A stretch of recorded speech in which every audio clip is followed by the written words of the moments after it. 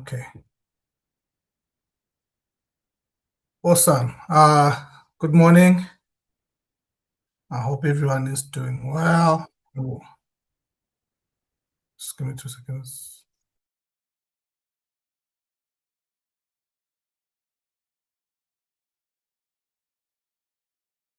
Cool.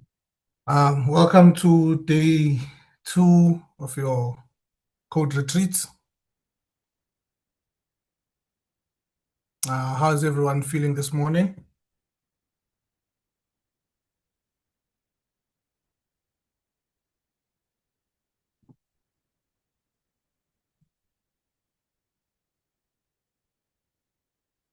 Great stuff. So before we get into it,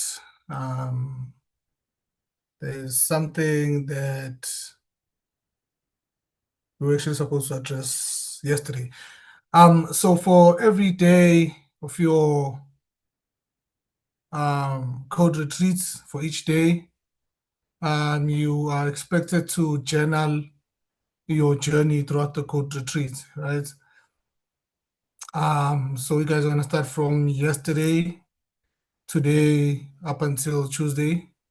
So at the end of each day, you just journal how the session was for you, what you learned, and so forth.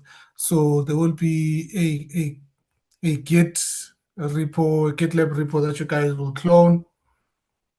It has instructions as well as the text files for each day where you can just journal your journey. We will share this repo with you on your emails,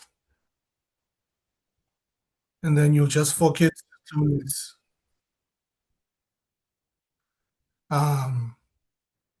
as per normal. Cool. So I will just quickly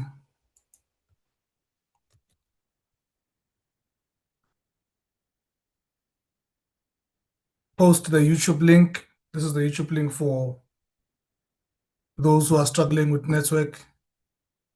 You can just use that YouTube link. I find that YouTube is much more, it's lighter. It doesn't really chow network that much. Cool. Now that that's out of the way, let me just quickly share my screen.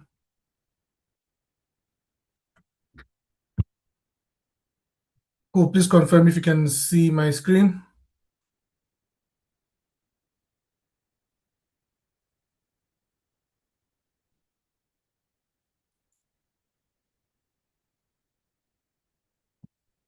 Great stuff.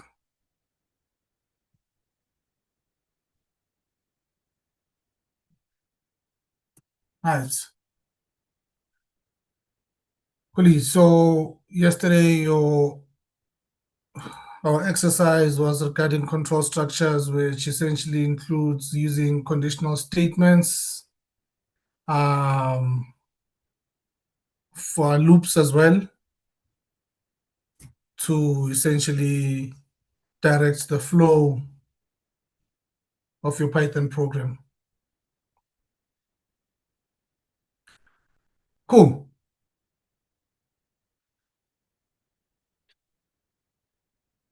So the first one here says ask the user for their age as input and convert it to an integer. Right? So we'll take it step by step. So at first, we will ask the user for their age.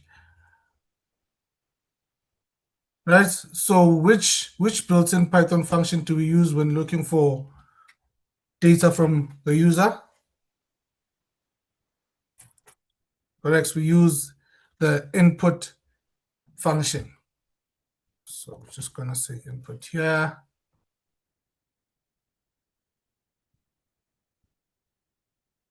And this should be enough. Cool. So once we then get the input from the user, we will then be able to convert it to an int. Once again, the reason why we are converting it, like I said yesterday, when converting something to an integer, or converting something to a different type, we need to make sure what type it is, right? So if you hover over your input function, you can see that it actually returns a string. So even if you put something that is of integer, that is an integer value, um, you actually, it will always be a string, what you get from the user, because of the what the input function returns. Right? Hope that makes sense. So in a case like this, if we were to incorporate error handling, right? You'll see that the more you engage with coding, that there's a principle that says always assume that the user will always try to break your program, right? So in a case like this, we don't have any error handling capabilities, because if we are to convert something that is not a valid integer to an integer before checking that it actually is an integer, what happens? The program will, of course, raise or throw an error, right? So if we don't actually specify that, we want to make sure that what we are actually trying to convert to an integer is actually an integer, right? Which error do we get when we try to convert something that is not an integer to an integer? Anyone brave enough who knows that?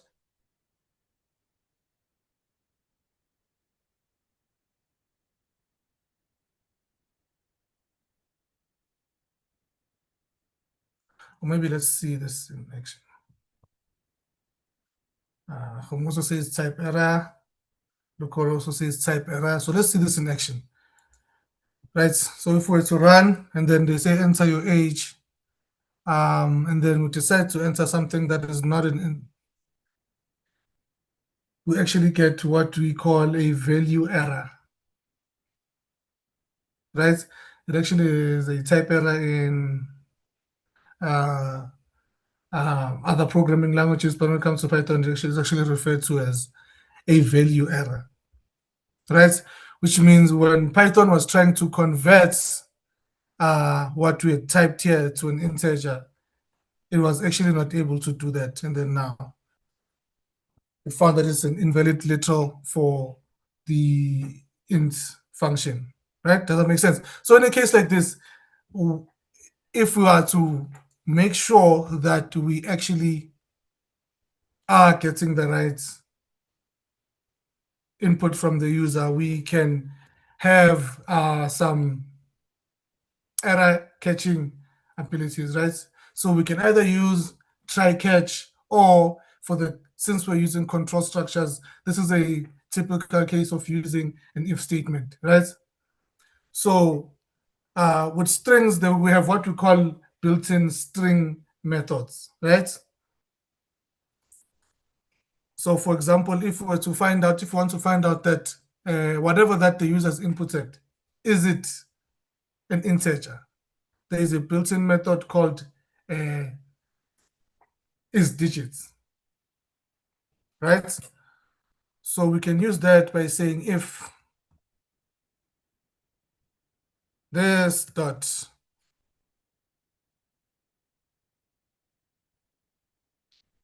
digits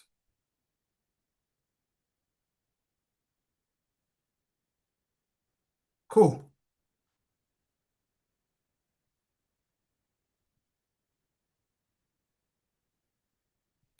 So in a case like this, before we actually attempt to convert the user input to an integer, we first check that is it actually digits that are inside that string, right? So once again, if you hover over the isDigits method, it tells you that it returns true if the string is a digit string, or false otherwise. A string is a digit string if all characters in the string are digits, and there is at least one character in that string. Does that make sense? Meaning in a case where it's not, we can say, we can print out a message to the user, maybe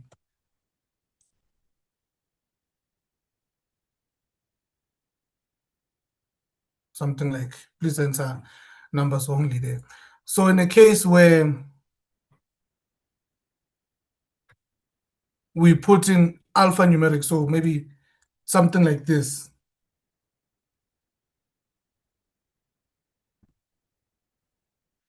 Right?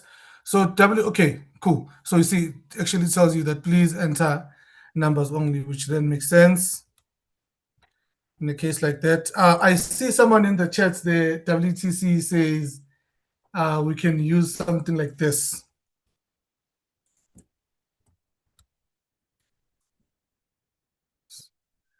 Can we actually use something like this for if statement? Who wants to step in? Can we actually use something like this? We're getting a thumbs up from Refilwe. Sibonga says no, we can't. Rachizwa says we can. I like this.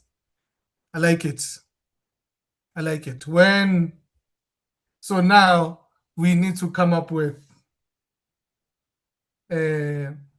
substantiations for our standpoints. So if you say no, or if you say we can, Roshizwa, can you unmute and tell us why you think we can actually do that?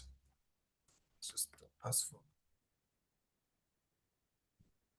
Roshizwa, please unmute if you can and just tell us why you think we can actually do this.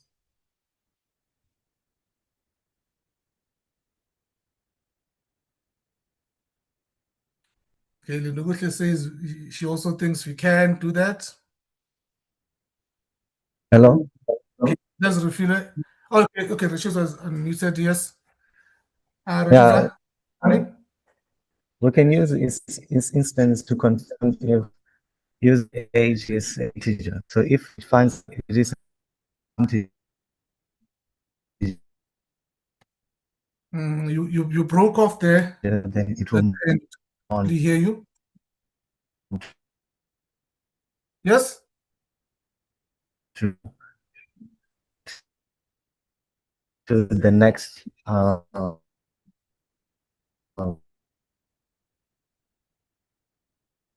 Oh, network is really bringing us down there. It's letting us down there, Rashid. So we can't really hear you clearly. line.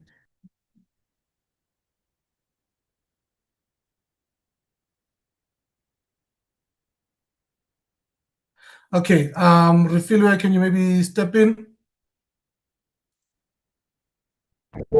Hello, am I audible? Yes, we can hear you. Yes, when this instance that you want to make sure that the input or the argument that the person has is okay, to send you that equivalent. So if this particular is string is just saying that it should be an integer for any other data type. So even this when you pass in the value and then you have to use the value of the value and then it has to specify the going to say if it's true or false. Okay, I only had parts of what you were saying. Okay, let's look at the other side as well. As Sibonga Gonke says we cannot. Sibonga Gonke, do you want to unmute and tell us why you think we cannot actually do that? Can you hear me? Yes, loud and clear. So the reason why I say we cannot use this if statement is because when you use input, it defaults to string. So the moment you use this, we like looking for a data type that's not even there. So it'll always read string all the time. So it'll always skip this if statement. It will not go into it. It'll just skip and go to the else if you're gonna have an else. Mm-hmm.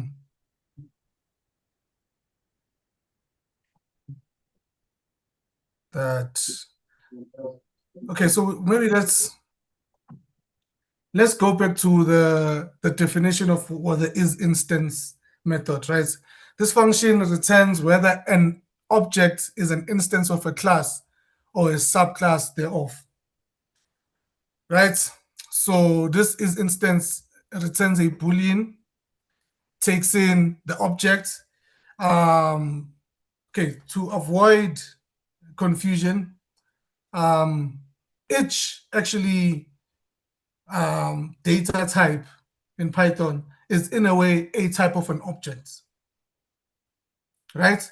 So for example, that's why when we have a string here, we then have access to string methods, right? Things like isDigits, isAlpha, and all of those. Those are methods that belong to the string class, right? So by creating a string variable, we then get access to all of the methods that are inside the string class. So in a way, this user age string is a type of an object, right? So okay, takes in that and then takes in the class in itself. So for example, since it belongs to right now a string class, that's what we can then pass in there, right? So it checks what type of an object it is, essentially. Is it an instance of a string object? Is it an instance of a integer object? Is it an instance of a Boolean object? Right? Yes, okay. WTC will try to send the recorded session. The session is being recorded, by the way. We'll send out the link to that at the end of the session. So what Bongalenke says that at the point where we are checking the isInstance, remember the input function returns a string, right? So at this point, at line 7, the user age string is still just a string. It is an object of type string, right? So by the time we get here and check this, we're saying, take this user sh string and return true if it is of type int, right? That's what we're essentially doing with isInstance. We're saying if this user age string is of type int, then return true. Otherwise, return false. So at this point, at line 11, the user age string is still, as the variable name suggests, a string. So at that point, it's still a string. So this will never be true. Does that make sense? This will never be true because at that point, the user age string is still just a string. We haven't done the conversion as yet. Right? I think, I hope this clears up the use of the isInstance, where it works and why it works. Can we maybe thumbs up, or if you need some clarity? Okay. Lindoguhle says she gets it. Refilwe, Rochezwa, are you on the same page?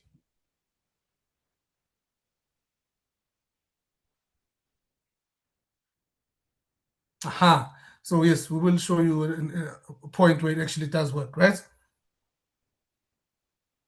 So at a point, so now this actually, let's maybe try to maybe print it out quickly so you can see.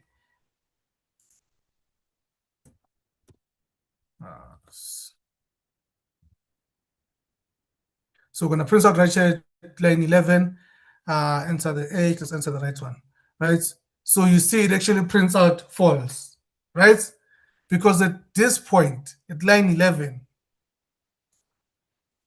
user age string is actually of type string, not of type int. Hence, this is going to print out false, right?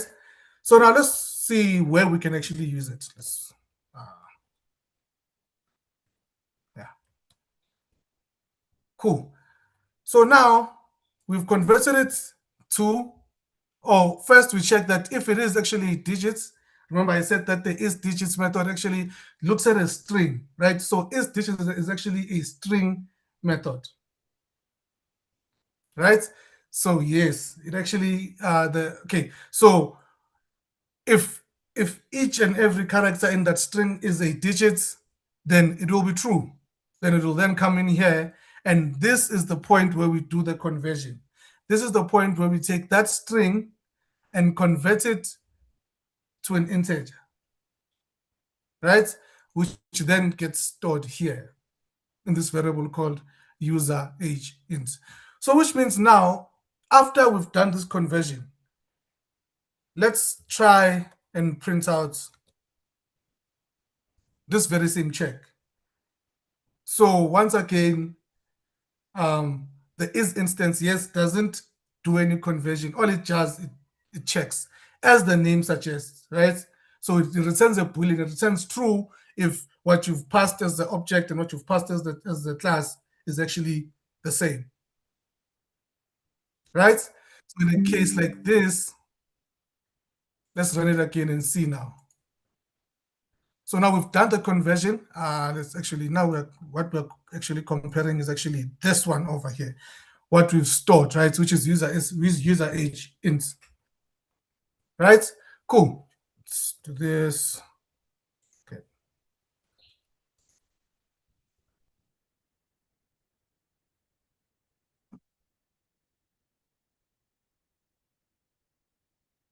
Awesome stuff. So you see now we are getting a true. Now we are getting a true because at this point in the code in line 17, user age int, which is the conversion of this string, is definitely from the int class, right? Hope that makes sense, everyone. And this is good. I like it. I like it when we have different opinions, because now we can actually discuss it, and actually we have light bulb moments, and that's good. Great stuff. Great stuff. I think we're on the same page now. We can move on to the second one, where we're using conditional statements. This exercise will use conditional statements to check if a particular year is a leap year. Nice. This is interesting. This exercise will, okay, so let's have a look at this one. So what defines a leap year? Anyone wants to? First of all, what is actually a leap year?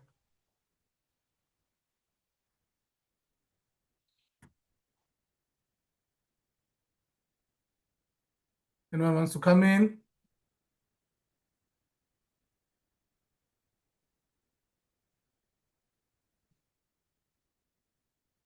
Okay. Jade says occurs every 4 years. Tapiso says 366 days.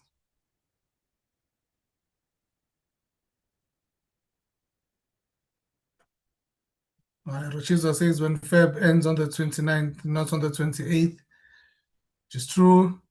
So essentially, a leap year, in this context, is a year that is 366 days instead of the normal 365, and it occurs every 4 years, right? So the reason for this is because the Earth's rotation within its axis actually is not 24 hours.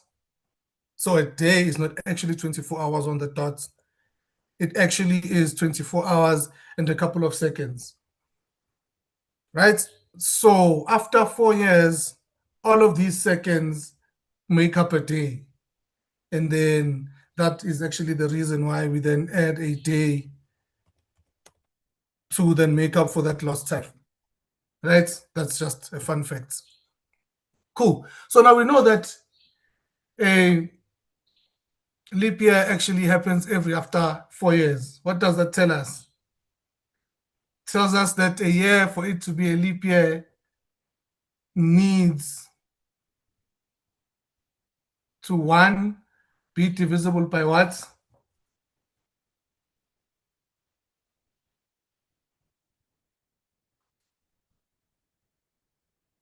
It needs to be divisible by 4, right? For it to qualify to be called a leap year.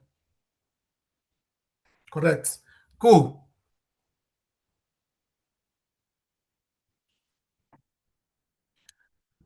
So essentially now, once we get a particular year from a user, let's say 2016, what we do with this year is actually check that if this year is actually divisible by 4, which means if we say that year mod 4 should give us no remainder, right? That's the case, then we say yes,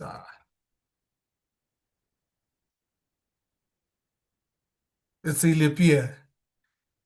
Else,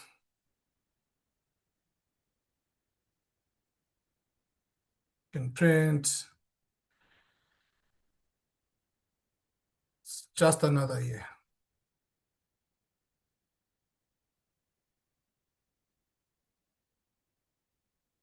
Right?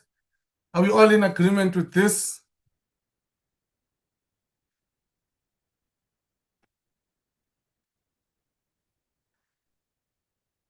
I'm looking for someone who's gonna put a thumbs down. Or someone who can come and challenge this.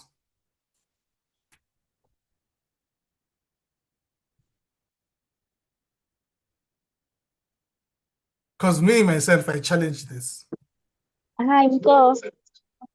Yes, yes, Hilda? All our PCs were down. Oh, Can you please repeat? electricity. No network. Okay. All right, cool. So essentially, we are doing the second question now, where we are using conditional statements in this exercise. You just use conditional statements to check if a particular year is a leap year, right? And this is what we have so far, where we just essentially just check if a year is divisible by 4, right? Which means if year mod 4 is equals to 0, then it is a leap year, else it's just another year, right? And I'm saying, is it possible that this is not enough for us to check a leap year?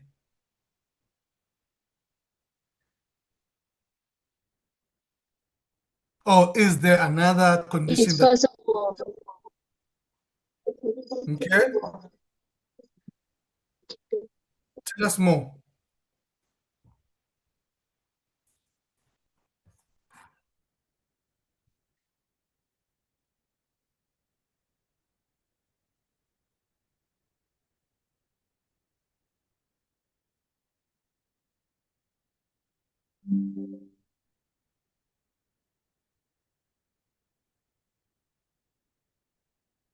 Hilda, yes, please tell us more. Tell us more.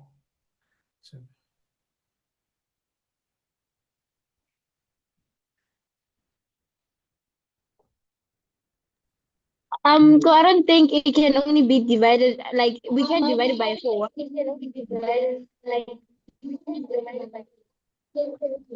But I think there are other conditions also.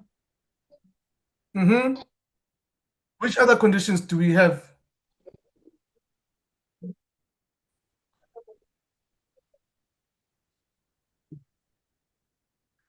Can I please have 2 minutes?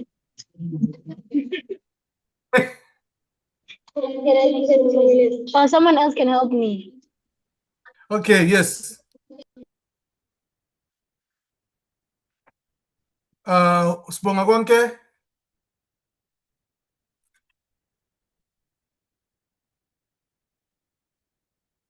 You can come in.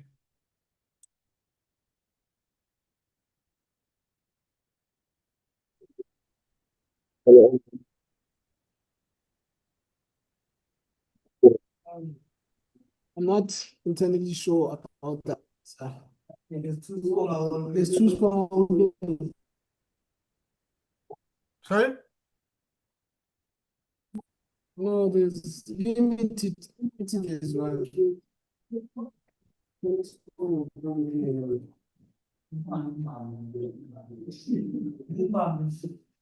Okay. I don't. It's WTC small. Okay. Can you hear me? Can you hear me? Yes. Yes, I can hear you loud and clear.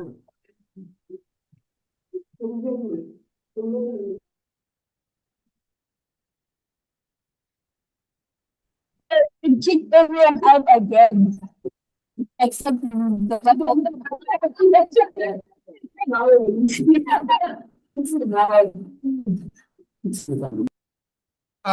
Wait, Sponga, I can't hear you clearly. But okay, we can come back to this one.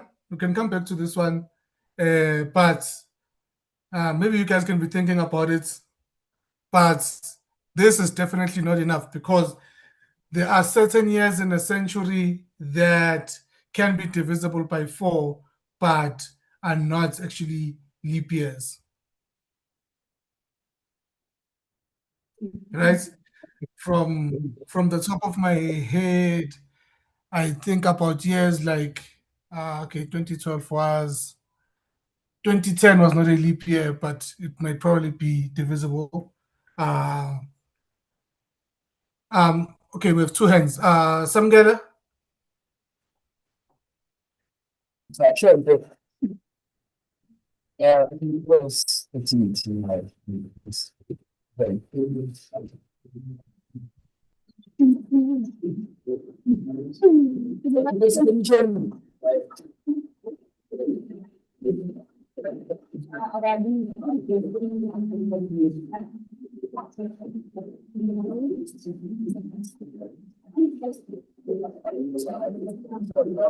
yeah, no, but I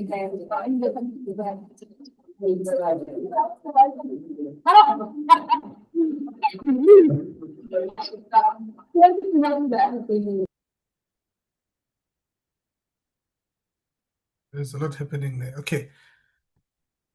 For sake of time, we will need to move on. We'll come back to this question if we do actually get the time. But there's definitely other things to consider apart from just it being divisible by. Okay, we've got a hand up from the EEC TVET. Hi, Mbo, can you please reshare the link for YouTube? I've sent it on Telegram. Oh, let me go and check. Cool stuff. Okay, cool. Let's move on to the next one for the sake of time. So for this exercise, we're using loops. In this exercise, you'll use a loop to print numbers up to a user-defined limit, right? So which means first things first, we have to get the input from the user, correct?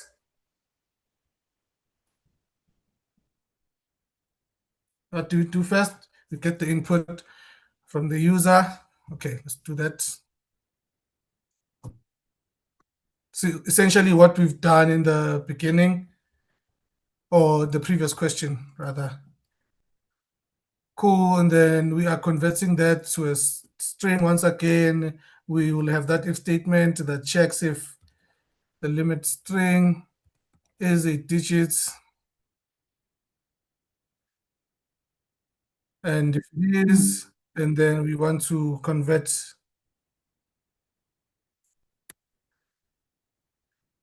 that to an integer.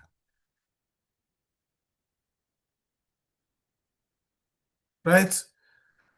For some stuff. And then now for the second part of the question, we will use a for loop to iterate from 1 to the user-defined limit inclusive and print out each number. Right? So for this one, we will use what we call the range function. Right?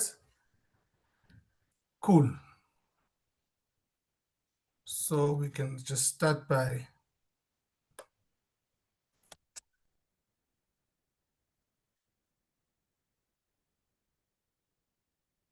say for index in range. Cool. So in this function, once again, if you look at it, says it returns an object that produces a sequence of integers from start, inclusive, to stop, exclusive, and by step. Right? Then we have a little example there. So essentially, we have three arguments to pass to our range function, where it's supposed to start, which is inclusive, where it's supposed to stop, which is exclusive, meaning it's not including where it's supposed to stop. So if you put 6, it stops at 5, and so forth. And then we have a step there, which by default is 1. Right? There you have your start, your stop, as well as your step. You can see that your step by default is actually equals to 1. Cool. So where are we going to start? According to the instructions, anyone wants to help out in the comments?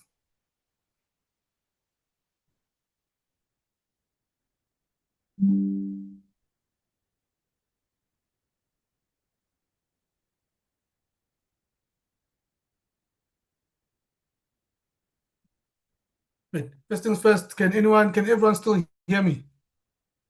Am I still audible?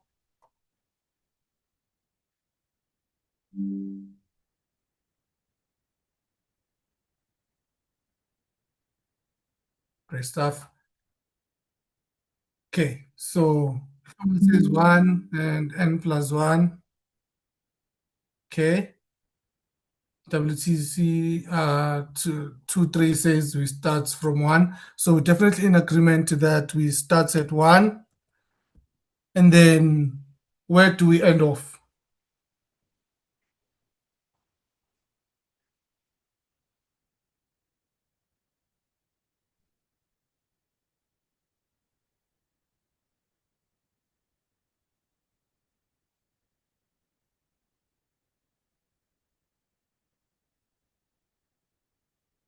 Ndu says that limit string. Who agrees with Ndu? Hands up. Or okay. Ntobeko says limit plus 1. Ndugutle says n plus 1. Refule says limit string plus 1. Cool. So we definitely agree with the plus 1, right? Now, one thing that we need to pay attention with is the range function only takes in integers. Those 3 arguments should always be integers at all times, right? So when you're unsure of a particular, what a particular variable, the type is, right? You have 2 options. You print out its type, or you just hover over it. It tells you. So limit string at this point is still a string. But limit here, we've done the conversion, you can see that is actually an int. Right? We can all see that it's actually an int. Let me try maybe to zoom in a bit. So we're definitely going to be using limit. But since we know that the stop is exclusive, meaning it doesn't include the stop, then we need to then add 1 on top of that, right? And we do not need to include the step because by default it is 1, and that still works for us. Right, perfect. Awesome stuff. And then what we then do is print for each index. That's it. That is all we have to do. Then if we run that, let's enter just for, see that it starts at 1, 2, 3, and ends at our limit. So that means we are definitely on the right track. Awesome stuff. Awesome stuff. So now we pass on to, okay, before we move, okay, so Hilda is asking, is 1 n plus 1 wrong? Well, in this case, remember, n is not defined. So if we just put in an n there, it will tell us that n is not defined. We haven't defined a variable called n at this point, right? Samgelo, I hope that makes sense. We haven't defined. So if maybe our limit was n, then that would make sense. Otherwise, for now, the variable that we're using is limit. So it then becomes limit plus 1, right? So before you use a variable, make sure that it is defined somewhere, right? The program needs to recognize. Remember, going back to what we said yesterday, a variable is simply just a box where we store any type of value inside that box. But we need to make sure that the box exists, right? We can't put shoes inside a box that's non-existent. We need to have the box of shoes before we put the shoes inside, right? And we need to be aware of which box essentially we are using. In this case, the box that we used is limit, and hence we're going to say limit plus 1 there. I hope that makes sense. Are we on the same page? Great stuff. Great stuff. Cool. Oh, okay. Apologies, the network issues, something that we are still fighting to resolve, but yeah, some things are above us. We just need to find a way to have stable network. Cool. We are going to move on to the while loops now. So now we're going to use a while loop to iterate from 1 to the very same user-defined limit inclusive and print each number. Initialize a variable to start the loop.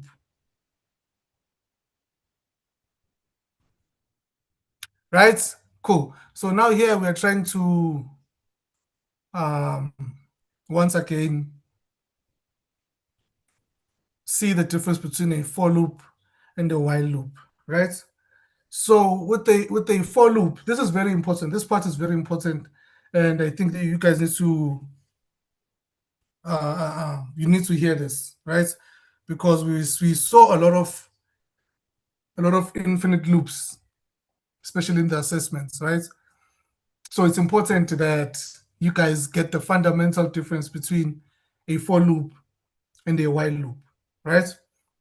So with a for loop, the increment happens automatically, right? You don't have to increment anything. All you have to do is just define where it's supposed to start and where it's supposed to end. And then the iterations happen, and the variable that controls the loop is incremented automatically with each iteration of the loop. That is not the case with a while loop, right? So that's the fundamental difference. With a for loop, the increment happens automatically so long as you've set where it's supposed to start and where it's supposed to end. So with each iteration, it increments on its own.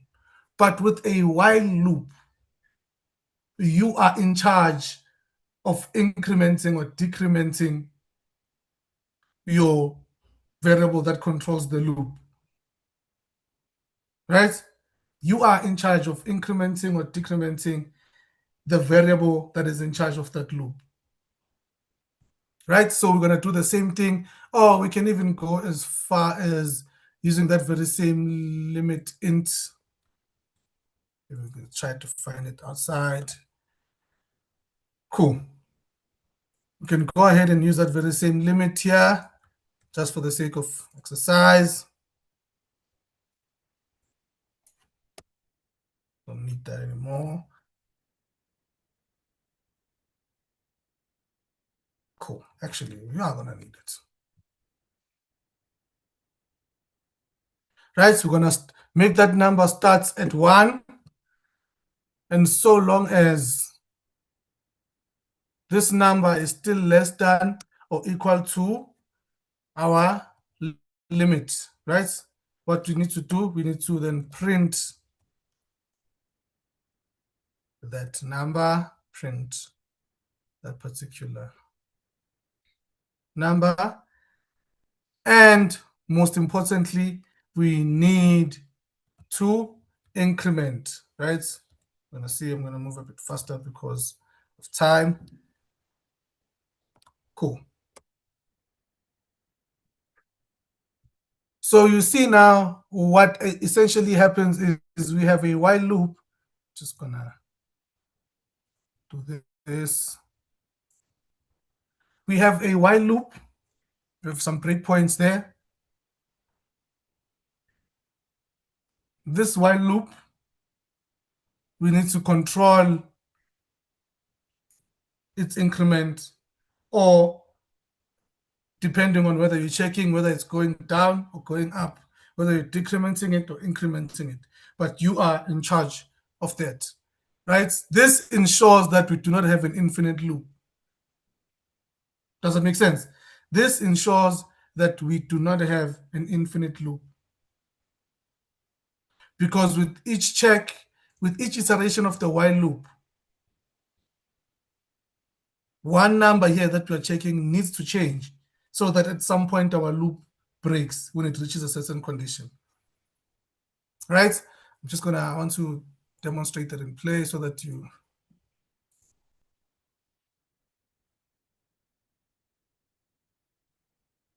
see that in action. Cool. Okay, gonna enter, let's enter 5 for the sake of time. Enter 5 once again. Cool. Right? So at this stage in our program, right? This is our variables, right? Index, which is defined up there, we don't care much about it. And then we have our limit, which is 5, and our limit string. See how they are different. One is a string and one is actually an integer. Right? Cool. So when we step over this, we see that at this point, our number is 1. Right? So now, before the while loop runs what's inside here, it checks, is this number less than or equal to this number, which is limit? So is 1 less than or equal to 5? It is. So in this case, the print will run, right? And prints out that number, which in this point is 1. Then at this point, this is where now we increment, right? This is where we add 1 to whatever that is inside the variable number. At this point, it's 1. So 1 plus 1 will then give us 2. So when we go to the second increment, you will see now that the number updates to 2. Right? The number updates to 2. Then now it checks once again. Is 2 less than or equal to 5? It is. Then now it prints 2. Right? There it is. It's printing 2 there. And then now we increment once again. I think at this point you can get it, right? It's 3 and 5. Is 3 less than or equal to 5? It is. Then it prints out that. Increments it to 4, does the same thing. Then to 5. Then at this point, is 5 less than or equal to 5?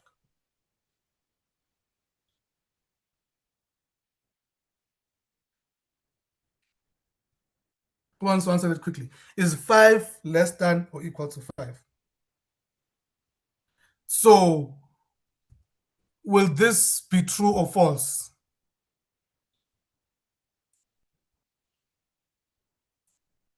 This statement here, will it be true or false? Okay. It will be true because it meets at least one of these conditions. It's equal to 5. So in this case, we then print it for the last time, which then it then increments it, right? But after incrementing it, it still goes back to check. It doesn't say, no. It goes back to check. But at this point now, number is equal to 6. Is 6 less than or equal to 5? No, it's not. Then only at that point do we then move away from that while loop.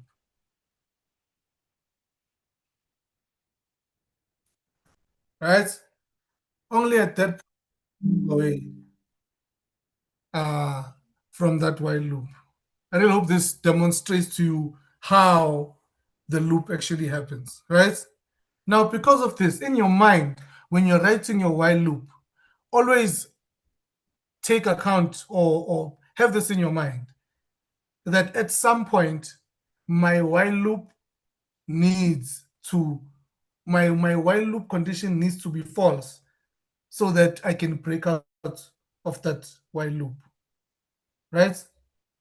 If that is not happening, it means we have what we call an infinite loop, right? And in a case like that, then that's when the test will run forever. And just to let you in, once we have that, then chances are the rest of your code will probably fail as well, because when we run the test won't finish running up until the timeouts. Then that becomes an automatic 0. Right? So this is very important that you take, just be aware of this. Be aware of this and always make sure that, more especially your while loops, not so much your for loop, because like I said, your for loop, it increments by itself. So it already knows where it's going to stop by the time it starts. Unlike a while loop doesn't know. It depends solely on you. So that's why you need to always be aware that you are incrementing that variable that will control the loop breaking out. Right. Think of Pristina on this. Can I please not see any other infinite loops from next week going forward? Do we have a deal? Do we have a deal? Thumbs up if we have a deal.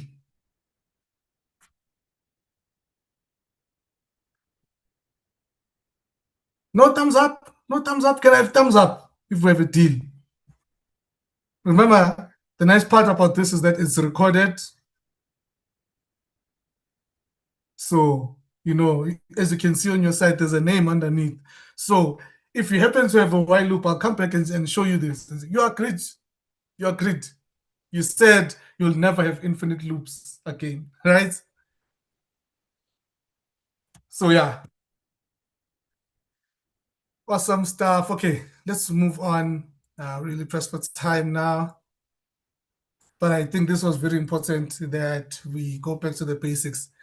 Cool. So in this exercise, you'll use a loop and loop control statements to print odd numbers.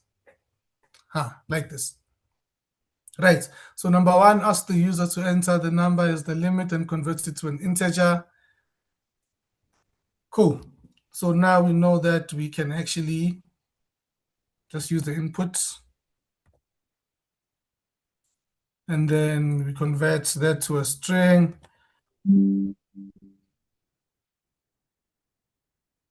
If it's string dot is digits, and then we say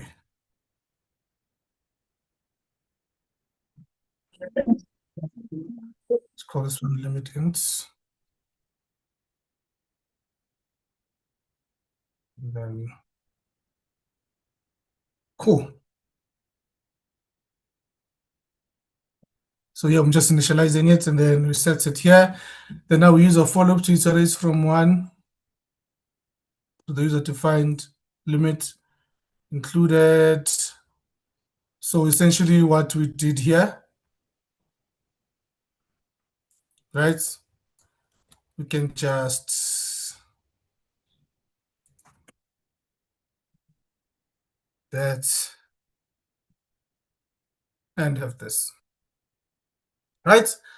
So inside the loop, use the loop control statement to skip even numbers and only print odd numbers, right? So how would we do this?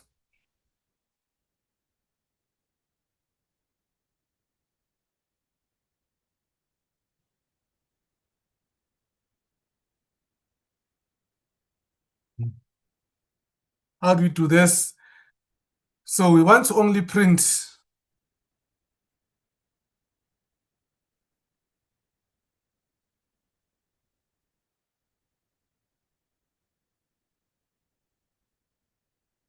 odd numbers.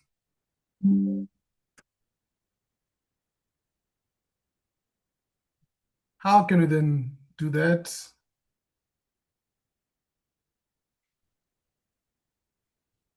Who wants to raise their hand and just tell us how we can print only odd numbers and skip anything even?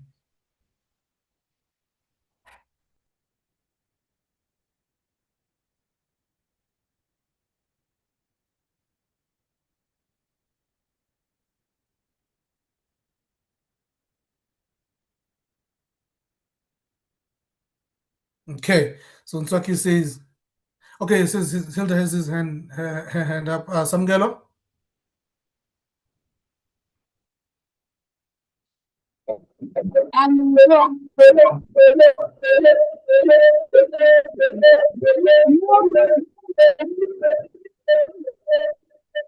Seems to be an echo.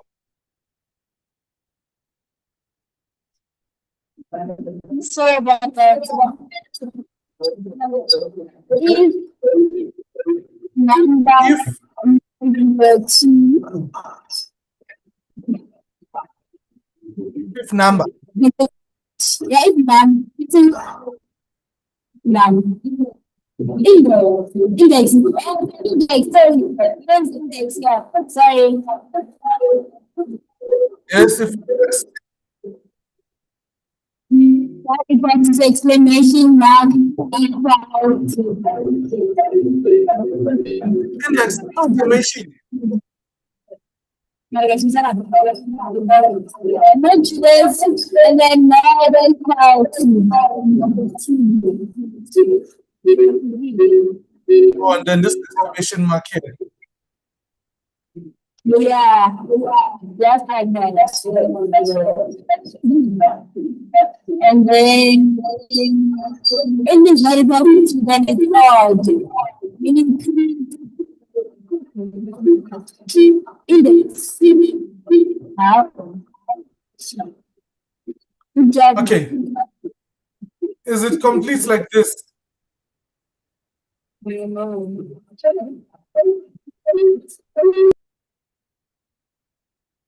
So we're essentially saying when the number is not even, just print it.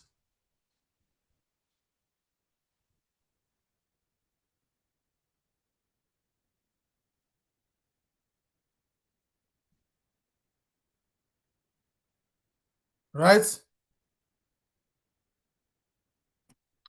That is essentially what is happening here. This for loop was meant to be here, so we no longer need that. And digital hand for Samgelo.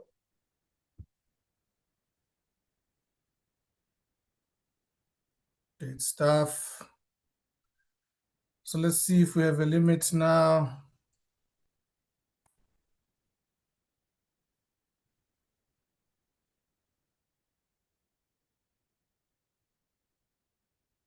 There. It's only printing out 1, 3, and 5 and skipping out the even numbers. That's good. Great stuff. Okay, now for the last one, we have what we call nested loops. I see a lot of you guys using nested loops, but I've seen that there's a lack of understanding when it comes to nested loops. And thank God for this session. I think in the next 5 minutes, you'll hopefully understand how nested loops work. Cool. So in this exercise, we'll use nested loops to generate a multiplication table, right? So you ask the user for a number as the multiplier and convert it to an integer. So this is the part where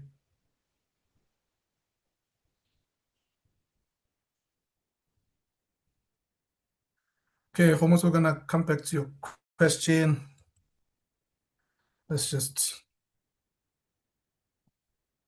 have this done. And then also, guys, just as a side note, you can do the conversion the same time as you're inputting, right? So you can have something like this. There's nothing wrong with this. Actually saves lines. Saves you from an extra line of code. So here, how Python runs is it always it runs brackets first, right? So since this is inside the outer brackets, it will run whatever that is inside here. If there were other brackets inside, it will run those ones first and then navigate to the last. And so it will first ask for the number, then do the conversion. Right? Cool. Hope that makes sense.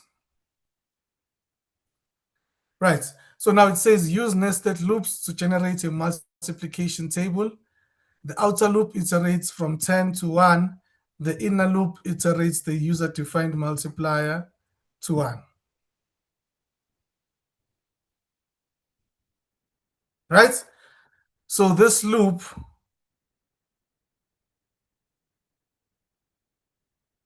will run from 10 to 1. Right? And by the way things stand, are these two valid? Those arguments that we're passing there? If we're trying to iterate from 10 to 1, we're counting downwards from 10 to 1. No, it isn't, right? Because we're gonna start with the start, which is inclusive, which is then 10. And then we will then end at 0, which is not inclusive, which is exclusive, right?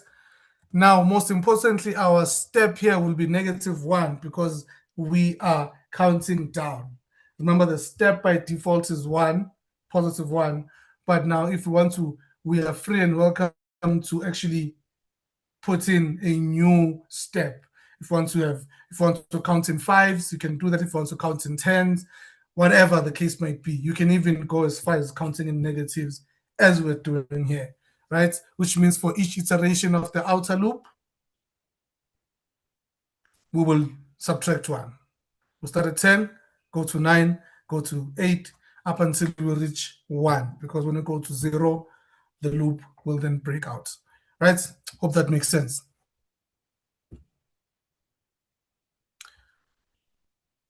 Cool. So the inner loop will iterate from the user-defined multiplier, right, up until 1, right? So which means here we also have what we call the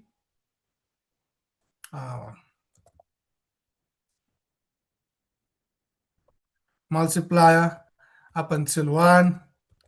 We're also counting down on this case. Right?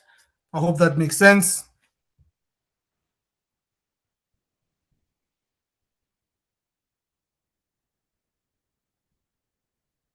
Does that make sense? Thumbs up if you're still following. If you have a question, please raise your hand. Cool. So in this case, all we have to do is just print out number x multiplied by number y, which is our multiplication table. Right? Then in the outer loop, we really don't have to have much there. Cool. Lindo Kuhle, yes, you have your hand up. Sorry, I don't know if I missed it. I'm trying to find out what are we doing on the second loop? So in the second loop, we are iterating from the user-defined multiplier up until 1.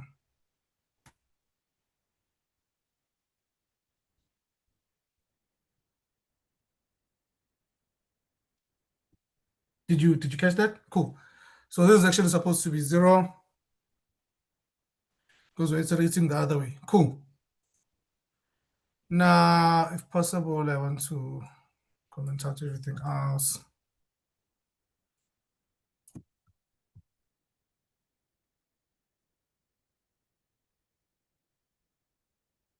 So, this works.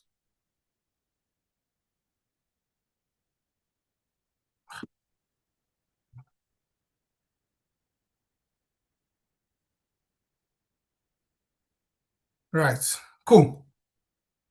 So let us print this out. Okay. Just gonna do this.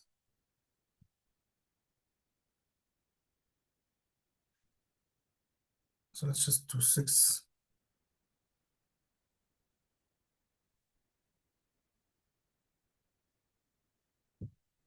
Cool. So as you can see, it actually runs the outer loop first, then runs the inner loop, and so forth. Right? So essentially, what's this demonstrating? This is demonstrating that for each outer loop, or for each iteration of the outer loop, the inner loop runs in its entirety. Right? So for each iteration, okay, maybe this might be not that much good of an example to use, but let's use something like this, right? For I in range, because the backward effect also has its own effects on things. Let's say up until 10. Cool. And then for n in range,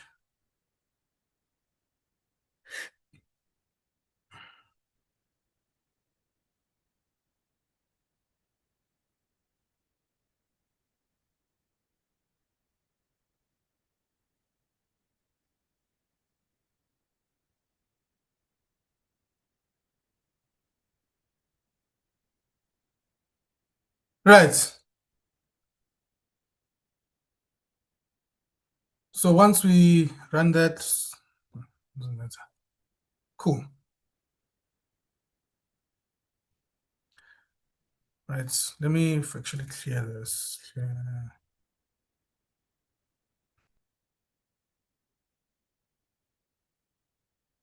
Cool. So in a case like this,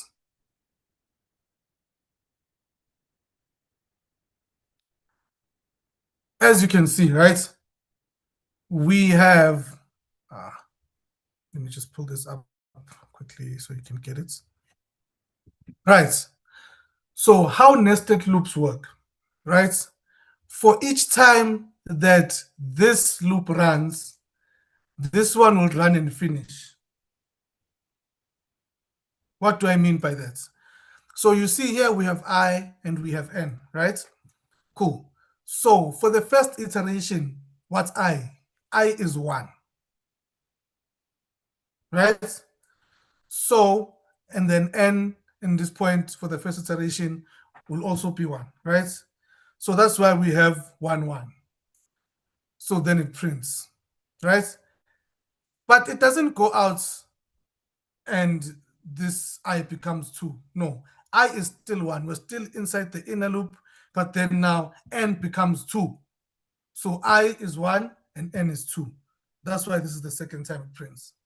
Then it becomes 3 and then 4. Remember, it doesn't count 5 because the stop is not inclusive, it's exclusive, right? Which means now this loop for the first iteration is done. And then now we break out of this inner loop, we go to the outer loop. Because nothing is happening here, now our I is 2, right? And then they'll run for the first time where your n is 1, and then n becomes 2, and then n becomes 3, and then n becomes 4, right? Which means it runs entirely, then breaks out to the outer loop. Let's actually see this in action. Cool, let me do this.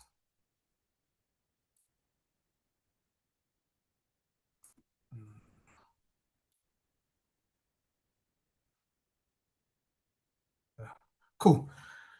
So for the first time, as you can see there, our I is 1. And then at this point, our I is 1 and our n is 1. And then it prints, right? Goes to the inner loop.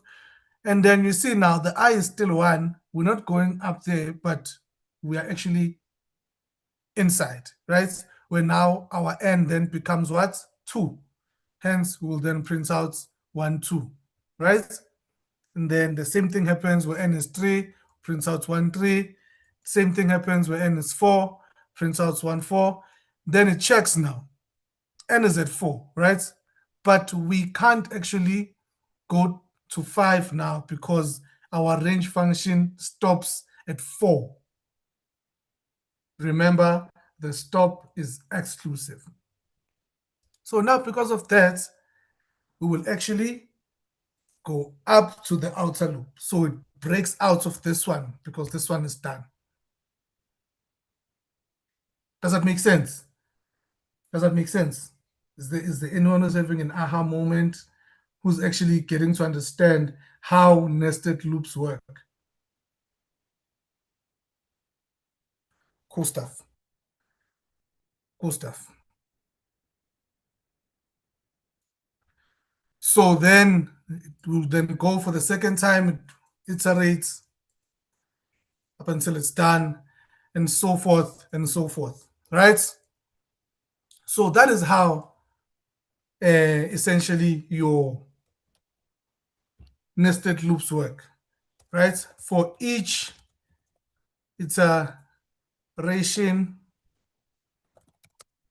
of the outer loop, the inner loop runs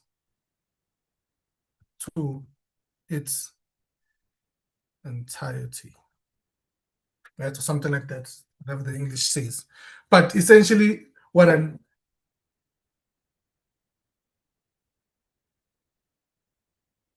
okay, cool. Let's try to print n alone. So what do you think is going to happen here? Once we're brave enough, Lenobuhle says, ask me to print only n. What do you think is going to happen here?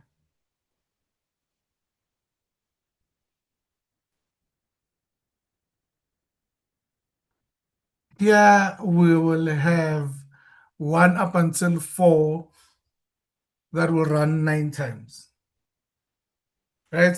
That's essentially what's going to happen. So in a case like this, for example, if I do this and then let it run,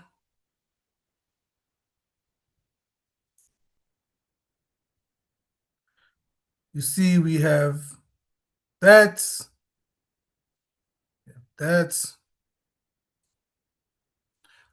To make it even more obvious, I'm going to have another print in the outer loop, which will then say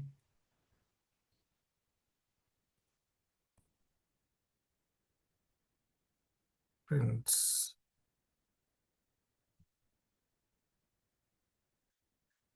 in the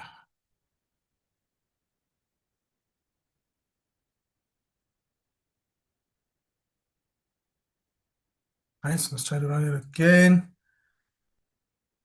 Cool. So you see what's gonna happen is that the inner loop will run for the first time, complete, and then only then does it break out, then print this. Runs for the second time, does the same thing. Runs for the third time, does the same thing, and so forth and so forth, up until the outer loop iterations are then complete. Right? Does that make sense to you guys?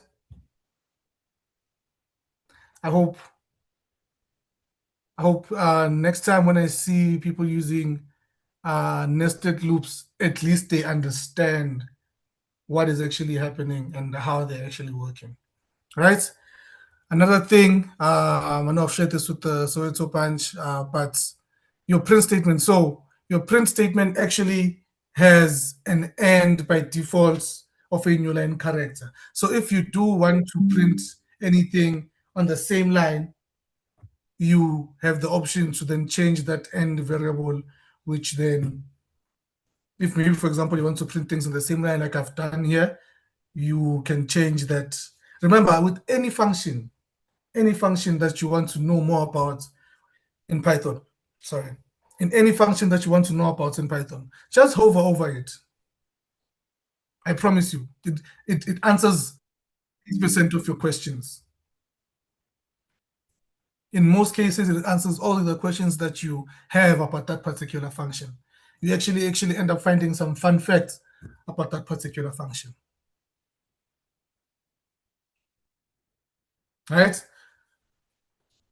Cool. Hope we're all good. Hope you all answered.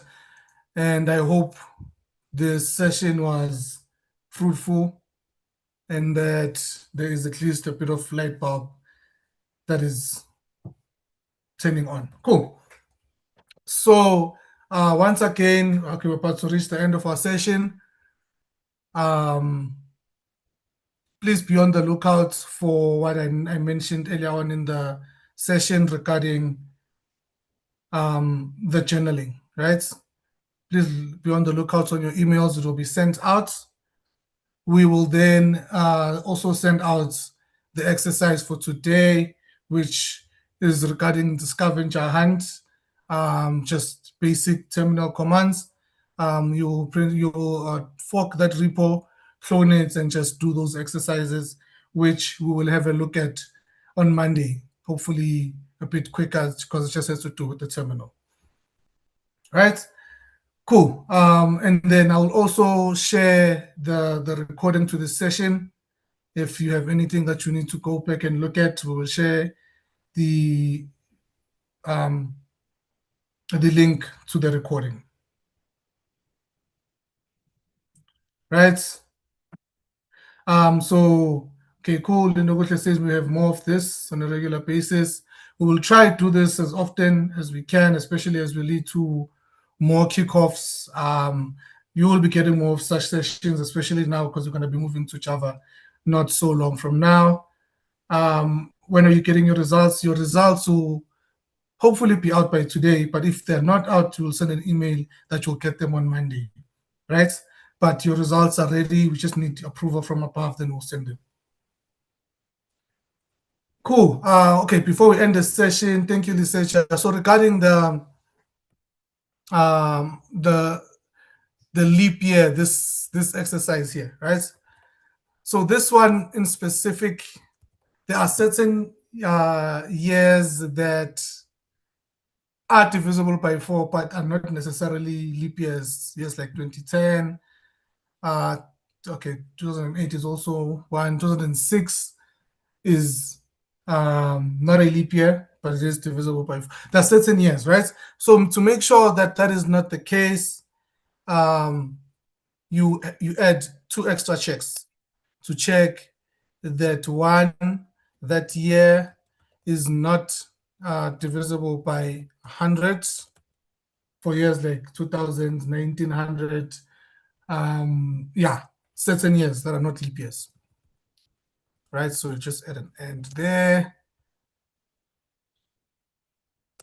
or have this for the year. Oh man, mod 100 is not equal to 0, so there should be a remainder there. Or year mod 400.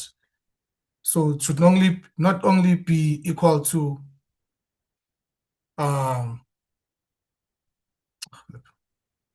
so it should not only be modulus 4, but it should be divisible by 4 and 400. Right? Hope that makes sense. So this is the complete check when you're checking for a leap year. Awesome stuff. If there are no further questions, please enjoy the rest of your day.